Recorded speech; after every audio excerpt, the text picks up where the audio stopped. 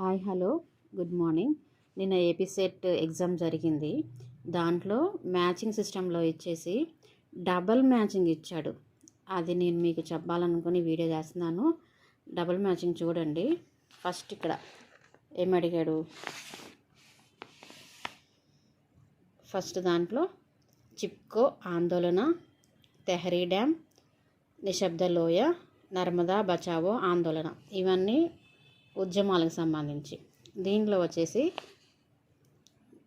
దీనికి correct answers matching చేయాల్సి వచ్చేసింది. దీంట్లో సెకండ్ దాంట్లో భగీరథి నది, కేరళ, గుజరాత్, ఎంపీ అంటే మధ్యప్రదేశ్, మహారాష్ట్ర, రాజస్థాన్, సుందర్లాల్ బహుగుణ అంటే ఆ ఉద్యమాన్ని ఎవరు స్టార్ట్ చేశారు అని, మేధా పాట్కర్, బహుళార్థ సాధక ప్రాజెక్ట్, ఏష్ వృక్షాలు, ఎగ్జారీ లాటా అంటే ఈ ఉద్యమాలు చేసింది ఎవరు, అది ఎక్కడ ప్రారంభమైంది, దానికి దేనికోసం ఆ ఉద్యమం చేయాల్సి వచ్చింది అనేది దాని గురించి 2 పాయింట్లను తీయడానికి ఈ క్వశ్చన్ అడిగాడు. ఇంతకుముందు కూడా నేను ఇట్లాంటి వీడియోస్ చేశాను కదండి. క్వశ్చన్స్ అనేవి టిపికల్గా ఇస్తున్నాడు, అప్లికేషన్ మోడ్లో ఇస్తున్నాడు. మనం చదువుకునేటప్పుడు నార్మల్గా ఓకే ఇది అని ఒక టైం టేబుల్ వేసుకొని చదువుకుంటాము. కానీ ఇంకొంచెం మన పేపర్ ప్రిపరేషన్ అనేది మెరుగుపరచాలేమో అనే ఆలోచన నాకు వచ్చింది. అందుకని ఈ వీడియో మీతో షేర్ చేసుకుంటున్నాను. దీనికి కరెక్ట్ ఆన్సర్లు వచ్చేసి చిప్కో ఆందోళన, మనకు తెలుసు కదండి, సుందర్లాల్ బహుగుణ. ఇంకో ఆన్సర్ దానికి ఏష్ వృక్షాలు. సుందర్లాల్ బహుగుణ చిప్కో మూమెంట్ని దేనికోసం చేశాడంటే ఆ ఏష్ వృక్షాలు అనేది కట్ చేస్తున్నారు, పర్యావరణాన్ని ఇబ్బంది పెడుతున్నారు అనే ఉద్దేశంతో. Next Tehri dam. Tehri dam Bhagirathi నది మీద ఉంది, భాగీరథి నది. అయితే మరి దానికి ఇంకొక ఆన్సర్ ఏంటది, బహుళార్థ సాధక ప్రాజెక్ట్. భాగీరథి నది అనేది దాని మీద ఫేమస్, అది బహుళార్థ సాధక ప్రాజెక్ట్ అనమాట, భాగీరథి నది అనేది. నెక్స్ట్ నిశ్శబ్ద లోయ. నిశ్శబ్ద లోయ ఎక్కడుంది మనకి, కేరళలో ఉంది. ఇంకోటి ఏంటిదంటే ఎగ్జారీ లాటా. నెక్స్ట్ డి నర్మదా బచావో ఆందోళన, డి. గుజరాత్, మధ్యప్రదేశ్, మహారాష్ట్ర, రాజస్థాన్లో ఈ ఉద్యమం అనేది జరిగింది. దీనికి ఉద్యమకారులు ఎవరు, మేధా పాట్కర్. ఈ విధంగా క్వశ్చన్స్ అడిగారు.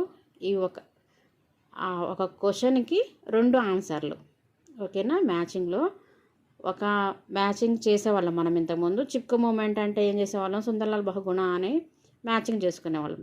కానీ దాంతోపాటుగా సెకండ్ ఆప్షన్ కూడా ఇచ్చాడు, అది కూడా మనం వెతికిపెట్టి కరెక్ట్ ఆన్సర్లు చేయాలి. నెక్స్ట్ ఇంకో క్వశ్చన్ ఇచ్చాడు. ఇదేంటిదంటే మన మెమరీకి సంబంధించింది. టీచింగ్ ఎయిడ్లో దీంట్లో ఫస్ట్ వైపు ఏమడిగాడు, స్మృతి స్థాయి బోధన, అవగాహన స్థాయి బోధన, పర్యాలోచక స్థాయి బోధన, ఇవి 3 ఇచ్చాడు. స్మృతి స్థాయి బోధన, అవగాహన స్థాయి బోధన, పర్యాలోచక స్థాయి బోధన. ఇది కొంచెం మీకు టర్మినాలజీ కొంచెం హార్డ్గా ఉంటుందేమో, దీంట్లో చెప్తున్నా ఇంగ్లీష్లో. Memory level of teaching, understanding level of teaching, reflective level of teaching, ఈ 3 ఇచ్చాడు ఈ కాలం 1లో. కాలం 2లో ఏమిచ్చాడు, teaching is highly thoughtful.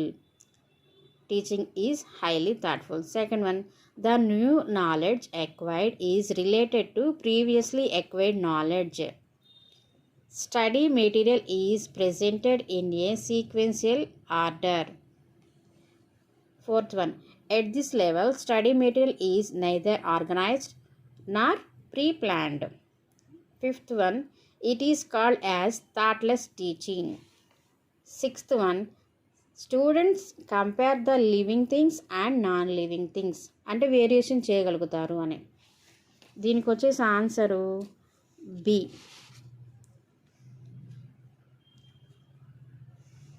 Memory level of టీచింగ్లో ఏమొస్తుందంట, study material is presented in a sequential order and also it is called as thoughtless teaching. Memory level టీచింగ్లో study material is presented in a sequential order, it is called as thoughtless teaching. Next understanding అంటే మనం ఎంత అవగాహన చేసుకుంటున్నామో teacher చెప్పిన lesson.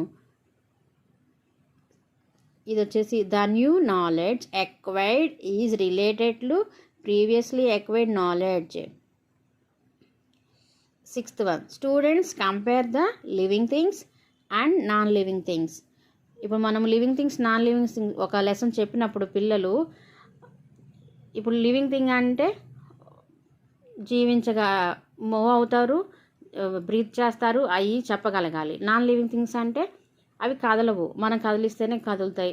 అట్లాంటి variation చేయగలగాలి దేంట్లో, understanding టీచింగ్లో. ఓకేనా. Next reflective level teaching. Teaching is highly thoughtful. Next students at this level study material is neither organized or pre planned. ఓకేనా. ఇట్లా మనకి ఎగ్జామ్ ప్యాటర్న్ అనేది మారుతూ వస్తుంది, డెప్త్గా కూడా ఉంటుంది. అంటే డెప్త్ అంటే చూడటానికి మనం ఫస్ట్ చూడగానే మనకి ఎంతో కొంత అవగాహన ఉంటుంది, ఇట్లా పెట్టేసుకుంటాం. ఇది మ్యాచింగ్ చేసి మళ్ళీ దీనికి సెకండ్ ఏం పెట్టాలి అక్కడ కొంచెం టైం అనేది తీసుకుంటుంది. సో ఈ వీడియో ఎందుకు చేస్తున్నానంటే మనం ప్రిపరేషన్ స్టార్ట్ చేస్తాము, చక్కగా ప్లాన్ చేసుకుంటున్నాము, దాంతోపాటుగా మన ప్రిపరేషన్ అనేది కొద్దిగా మెరుగు చేసుకొని ఇంకొంచెం బాగా చదువుకుంటారనే ఉద్దేశంతో నేను ఈ వీడియో పెడుతున్నాను. థ్యాంక్ యూ అండి.